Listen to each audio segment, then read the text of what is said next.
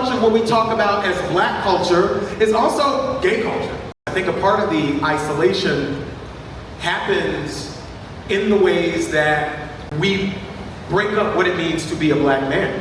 You know, if we say to every black gay man that you have no right to be in spaces with black men, then A, we have taken out core contributors to that conversation that happens at the barbershop, because whether or not, you know, somebody to you is visibly a part of the LGBTQ community, there is no conversation that was happening in the barbershop without a black gay man who was present.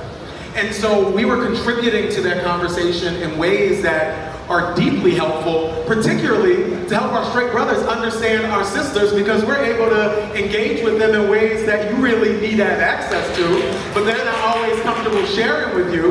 And so we have really been a bridge, and I think a lot about, you know, Huey P. Newton, in part because my husband's from Oakland, or from Northern California, and so I have to think about anything that happens in Oakland or in the Bay constantly. And one of the things he said in a speech that he gave in 1970, talking about women and, at the time, homosexuals in the movement, he said something that I think about often, that maybe homosexuals have the ability to actually be the most revolutionary. Because I think every single day, to be openly gay in this world and to be unapologetic about it, first of all, we have to engage and grapple with what masculinity looks like at so many different levels.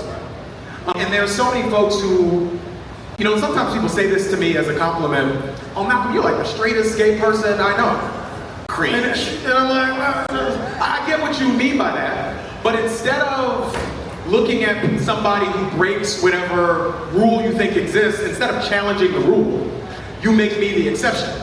When the reality is that there are so many of us who have access to, because of the distinctions that we have access to a part of the puzzle. And if we're gonna put that puzzle together and try to figure out who we are, you can't exclude folks who have some of the pieces. There is no civil rights movement without black gay folks. There is no Harlem Renaissance without black gay folks. And so much of what we talk about as black culture is also gay culture. And so I think that we cut off our nose to spite our face when we push out certain folks from our communities and conversations. And that's why I'm so appreciative of this conversation, because a lot of times when we talk about black men, the straight is silent.